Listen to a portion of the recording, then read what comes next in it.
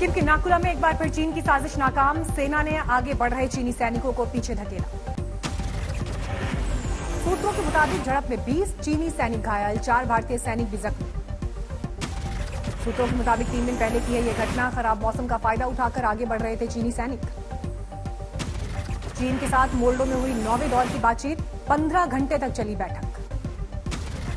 तनाव कम करने पर जोर, लेकिन चीन अपना रहा है अड़ियल रुख। पूर्वी लद्दाख में लगातार चल रहा है तनाव। मुंबई के आजाद मैदान में नासिक से आए हजारों किसानों का जमावड़ा। राजभवन के लिए मार्च की तैयारी, सुरक्षा इंतजाम सख्त, एसआरपीएफ के जवान तैनात। कल नासिक से मुंबई की ओर निकला किसानों का हुजूम। पहले आजाद मैदान में जुटेंगे सभी किसान। आजाद मैदान में रुके किसानों में दिखा उत्साह। महाराष्ट्र के करीब 100 किसान संगठन आजाद मैदान से राजभवन करेंगे कूच। मुंबई में किसान रैली में शिरकत करेंगे उद्धव सरकार के मंत्री आदित्य ठाकरे और एनसीपी अध्यक्ष शरद पवार। किसानों से करेंगे मुलाकात। आजाद मैदान में कल तक किसानों के डटे रहने की संभावना। 26 जनवरी के दिन परेड की भी है तैयारी। किसान आंदोलन का आज 61वां दिन। 26 जनवरी पर किसानों को शर्तों के साथ मिली ट्रैक्टर परेड की इजाजत। सिंगू, टिकरी और गाजीपुर से राजधानी में दाखिल होंगे आंदोलनकारी। किसानों की ट्रैक्टर परेड के लिए करीब 100 किलोमीटर का क्षेत्र तय किया गया। एक ट्रैक्टर पर ड्राइवर समेत 5 लोगों को ही इजाजत। सिंगू बॉर्डर से संजय गांधी ट्रांसपोर्ट नगर होते हुए बवाना से कुंडली, मानेसर, पलवल तक ट्रैक्टर परेड। टिकरी बॉर्डर से केएमपी होते हुए नजफगढ़ और जरोडा तक ट्रैक्टर परेड की तैयारी। गाजीपुर बॉर्डर से अप्सरा बॉर्डर तक ट्रैक्टर परेड की इजाजत। ट्रैक्टर परेड के लिए टिकरी बॉर्डर पर ट्रैक्टर के साथ किसानों का जमावड़ा। करीब 8000 ट्रैक्टर के साथ पहुंचे किसान। सिंगू बॉर्डर पर करीब 5000 ट्रैक्टर के साथ जुटे किसान। गाजीपुर बॉर्डर पर 1000 ट्रैक्टर का जमावड़ा। ट्रैक्टर परेड में सिर्फ ट्रैक्टर ले जाने की मंजूरी, ट्रॉली को मंजूरी नहीं। सिर्फ खास झांकियों वाले ट्रॉली को इजाजत। ट्रैक्टर परेड को कड़ी सुरक्षा मुहैया कराएगी दिल्ली पुलिस। किसान मोर्चा के लिए जाएंगे वॉलंटियर्स।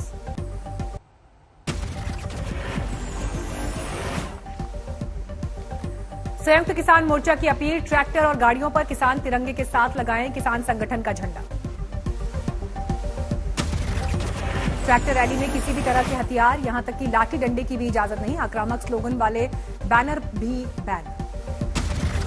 किसानों के आंदोलन को लेकर दिल्ली पुलिस का बड़ा खुलासा, कहा सीमा पार से रची जा रही है हिंसा की साजिश। किसानों की रैली में गड़बड़ी के लिए पाकिस्तान में जनरेट हुए हैं 308 ट्विटर हैंडल, दिल्ली पुलिस का दावा।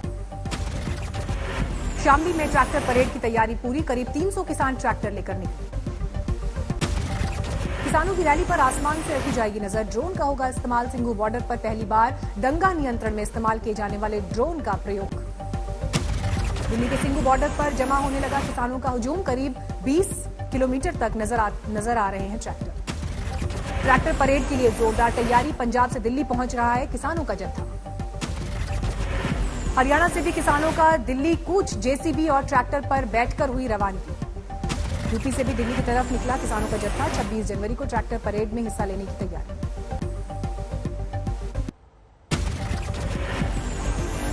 लुधियाना में किसानों ने निकाली ट्रैक्टर रैली। दिल्ली के बॉर्डर पर डटे आंदोलनकारियों को समर्थन। पंजाब की शादियों में चढ़ा किसानी संघर्ष की लहर का रंग। अमृतसर में ट्रैक्टर पर पहुंचा दूल्हा। बठिंडा में भी दूल्हे ने ट्रैक्टर पर विदा कराई दुल्हन। बारातियों ने भी की ट्रैक्टर की सवारी। किसानों के समर्थन में की नारेबाजी। दिल्ली में ट्रैक्टर रैली के लिए फिरोजपुर से निकला रिमोट से चलने वाला ट्रैक्टर बिना ड्राइवर तय कर रहा है सफर। गोहाना में भी हजारों किसान ट्रैक्टर परेड के लिए रवाना। कृषि कानून वापसी की मांग। सोनीपत पुलिस और जिला प्रशासन ने किए सुरक्षा के पुख्ता इंतजाम। हाईवे 44 पर पुलिस के साथ पैरामिलिट्री फोर्सेस के जवान तैनात। सिख फॉर जस्टिस संगठन ने राजधानी दिल्ली की बत्ती गुल करने की धमकी दी। आज और कल बिजली सप्लाई बाधित करने की धमकी। दिल्ली पुलिस ने एसएफआई की धमकी को लेकर डिस्कॉम को किया अलर्ट जारी। बीएसईएस भी सतर्क। पावर सब स्टेशन की सुरक्षा पर नजर। आज तक से कृषि मंत्री नरेंद्र सिंह तोमर की एक्सक्लूसिव बातचीत। बोले कानून रद्द करना नहीं है विकल्प। लेकिन मुझे इस बात का दुख है कि जो किसान संगठन है वो सिर्फ कानून समाप्त करने की बात करते हैं, कानून के लाभ और हानि इस पर विश्लेषण नहीं करते, इस पर चर्चा नहीं करते। पीएम मोदी आज बाल पुरस्कार पाने वाले 32 बच्चों से करेंगे मुलाकात। दोपहर 12 बजे वीडियो कॉन्फ्रेंसिंग से संवाद। गणतंत्र दिवस की पूर्व संध्या पर राष्ट्रपति रामनाथ कोविंद का संबोधन आज 72वें गणतंत्र दिवस पर देश को करेंगे संबोधित। पहली बार गणतंत्र दिवस की परेड में शामिल होंगी बांग्लादेश की सैन्य टुकड़ी। 1971 युद्ध में मदद के लिए भारत को करेंगे सैल्यूट। राहुल गांधी के तमिलनाडु दौरे का आज आखिरी दिन। कल धारापुरम में राहुल ने आरएसएस पर किया तीखा वार। बोले, निक्कर वाले कभी भी तमिलनाडु का भविष्य तय नहीं कर सकते। राहुल गांधी ने कहा, तमिलनाडु का भविष्य यहां के युवा तय करेंगे और मैं उनकी मदद के लिए आया हूं।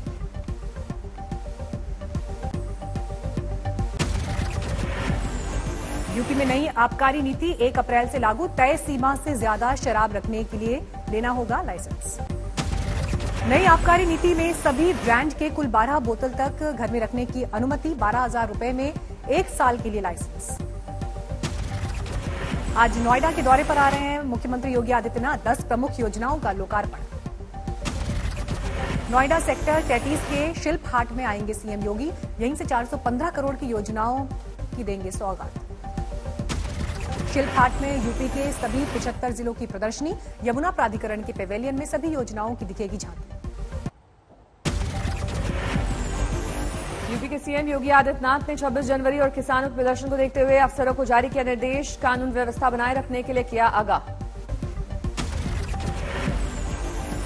अयोध्या पहुंचे सोनू निगम ने किया रामलला के दर्शन। राम मंदिर के लिए दिया दान। बोले, राम मंदिर निर्माण में 1 ईंट भी लगाने को मिले तो ये होगी बड़ी बात। अयोध्या में संतों ने चीन के खिलाफ खोला मोर्चा। जानकी घाट पर किया प्रदर्शन। लखनऊ के अवध शिल्पग्राम में 26 जनवरी तक मनाया जाएगा यूपी दिवस। खादी फैशन शो में पहुंचे यूपी के खादी व ग्रामोद्योग मंत्री सिद्धार्थनाथ सिंह। पंचायत चुनाव के लिए बीजेपी की रणनीति। गांव-गांव में करेगी चौपाल।